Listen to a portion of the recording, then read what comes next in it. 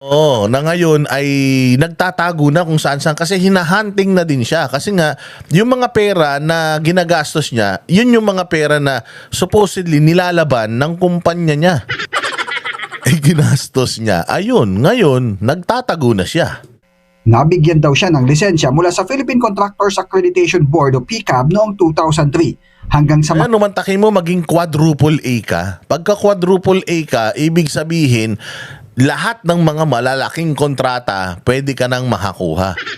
Mga big ticket contracts yan. O grabe, bilyon-bilyon talaga yan. Tapos tinan mo yung tsura ng tao.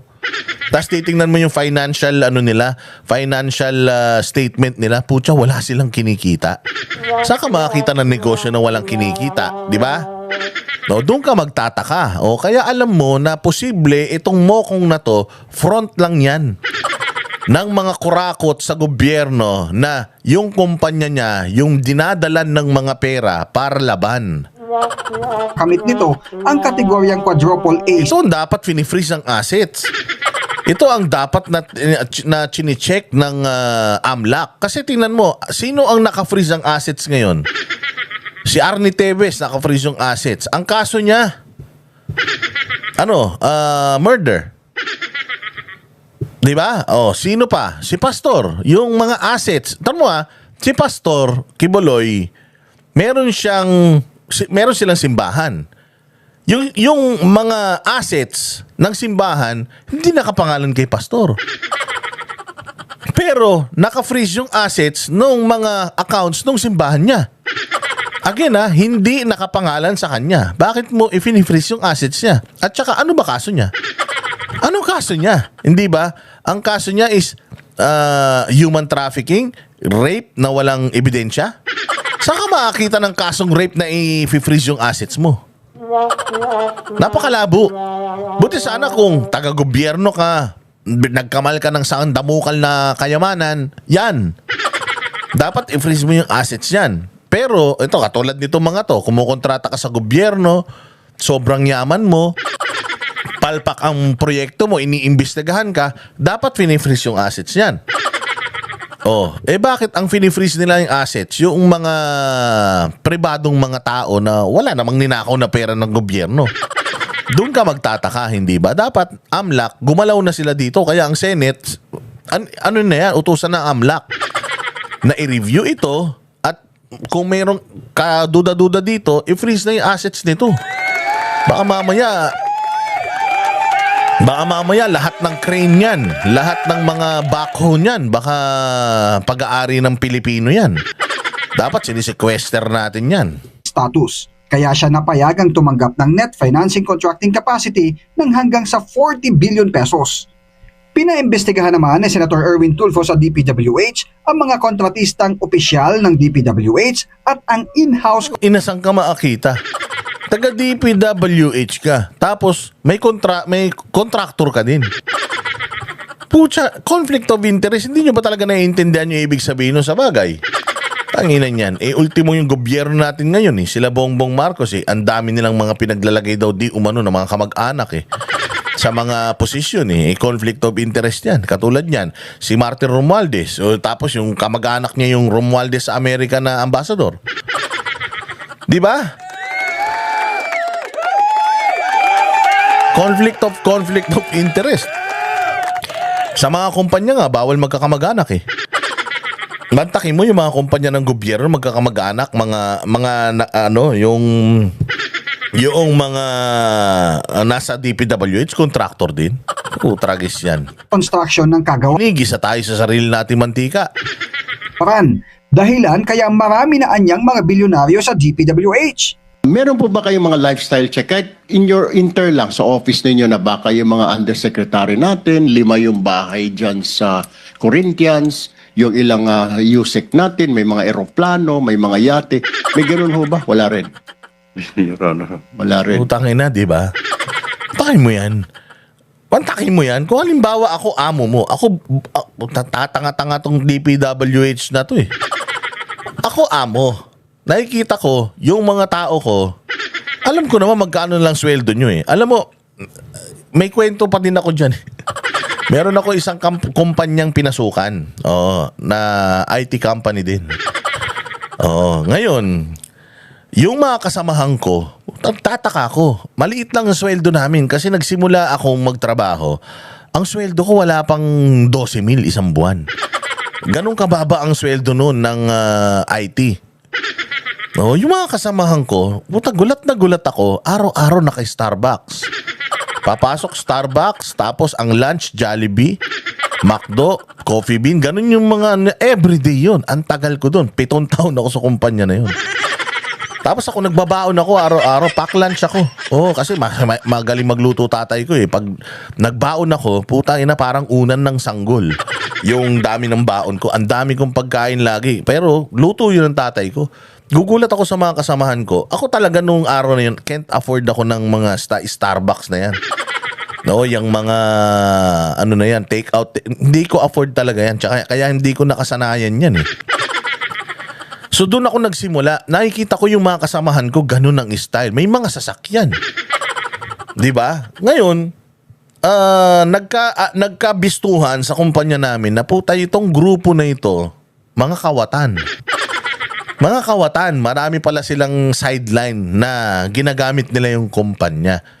Ngayon, sinisisi ko yung amo namin. Kasi ako nga napansin ko nakakaiba yung ano nila yung kanilang kilos Puro bago sapatos, may mga sasakyan, tapos ganito, ganyan. So, sinabihan ko siya na, bilang isang boss, dapat nakikita mo, namomonitor mo yung mga tao mo.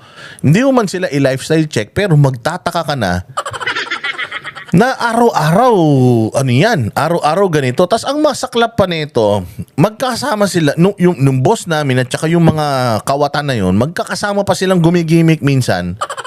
Nag-aambag-ambag sila. Hindi ka ba nagtataka, ikaw ang nagpapasweldo sa kanila, ganito lang ang sweldo nila, paano nila na-afford yung good time? Hindi ba?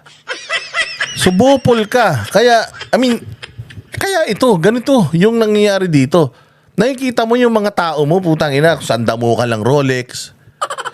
Yung tao mo, sports car, may yate, may eroplano, saan-saan nakakapunta. Hindi ka nagtataka. Hindi mo man lang pa-imbestigan, putang ito, ba't ang daming pera nito? Di ba? Hindi mo naiisip yun? O baka yan talaga ang trend nyo. Pare-parehas na kayong mga bilyonaryo. Okay. Kasi sir, sabi for now, kay kami nag-uusap-usap dito, sa DPWH mo makikita ang pinakamayaman na opisyal sa ating bayan. The Department of Public Works. Dati po Bureau of Customs, ngayon Department of Public Works and Highways na. Nabisto naman sa pagdinig ng Senate Blue Ribbon Committee na walang koordinasyon ng DPWH at DNR, partikular ang River Basin Control Office nito para sa mga flood control and mitigation projects ng gobyerno. Sabi ni Marcoleta na sadyang nilikha ang River Basin Control Office para sa mandato na makipag-ugnayan sa DPWH at NDRMC para bumalangkas ng master plan para sa pagtugon sa mga pagbaha. Ayon kay Marcoleta, hindi naririnig ang nasabing tanggapan na attached agency ng DNR. Aminado naman si DPWH Secretary Manuel Bonoan na nagkulang sila sa koordinasyon para rito. Gawa na kayo ng project, DPWH. DBM, bigay ng pundo. So talaga pong walang mangyayari sa lahat ng project. Dito po, matibay na po ang kawalan po ninyo ng coordination dito. I admit, Mr. Chairman, that we have not had any significant coordination at this point in time. There was no coordination at all. You started from the wrong foot. Alam mo, ang dapat na gagawin sana nitong DPWH, kaya yung wawaw kasi na yon nakakakuha din. May mga ghost projects daw yon. Tapos yung wawaw, nakakuha daw yan ng mga ghost projects noong panahon ni Pangulong Duterte. Dapat ang gagawin nito, isisisi kay Pangulong Duterte.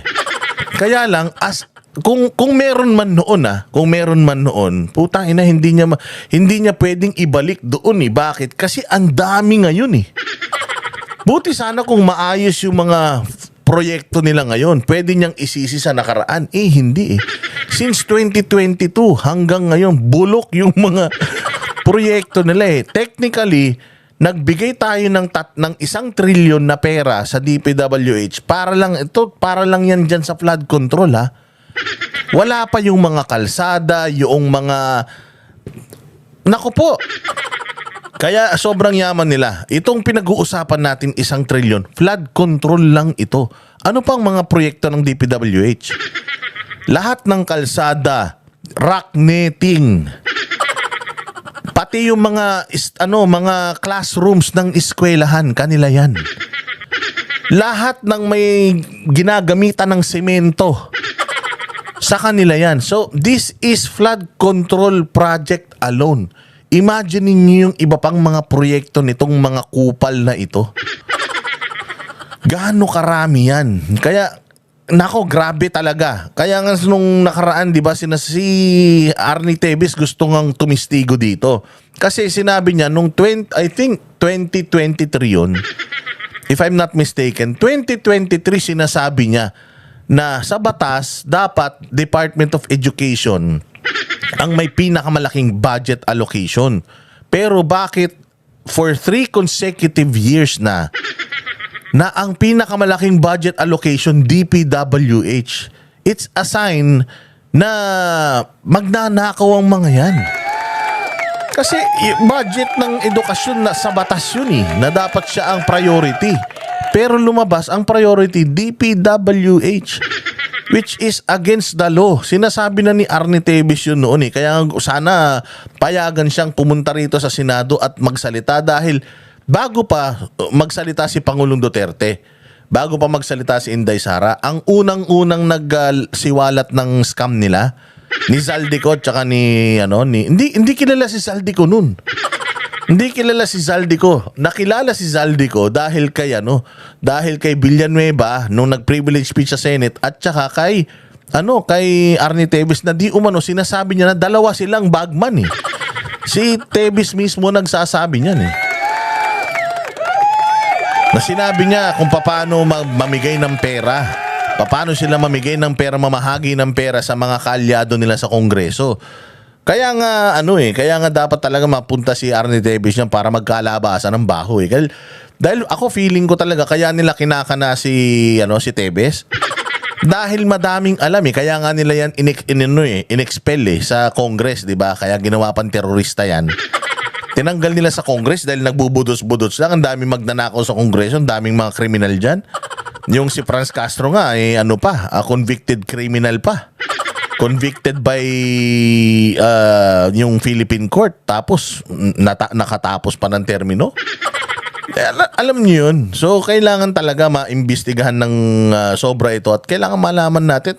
Ako, di nga sa akin ubra itong mga ganitong pahiyaan lang sa ganyan. Makakapalang mukha niyan. Ako, pahiyain mo dyan. Bigyan mo ako ng trilyon tapos pahiyain mo ako dyan, okay lang. Kahit kulong mo pa ako na 1 taon dyan, okay lang Basta nakuha ko na yung trilyon, nakuha na nitong mga to yung mga pera Nakanakaw ng mga hayop na yan Hindi ba? Nakakuha na yan sila. So dapat yan sa mga yan, dinidemanda na sa ombudsman para masintensyahan yung mga yan, makulong yan sa regular na kulungan. Si Pangulong Duterte walang kasalanan, nasa kulungan itong mga hayop na ito. Inuubos ang pera ng taong bayan, nandiyan dyan sa laya. Kaya po pala ganito. Kaya inutos na ni Senator Marcoleta na maimbitahan ang mga opisyal ng River Basin Control Office sa susunod na pagdinig ng Senate Blue Ribbon Committee sa flood control projects.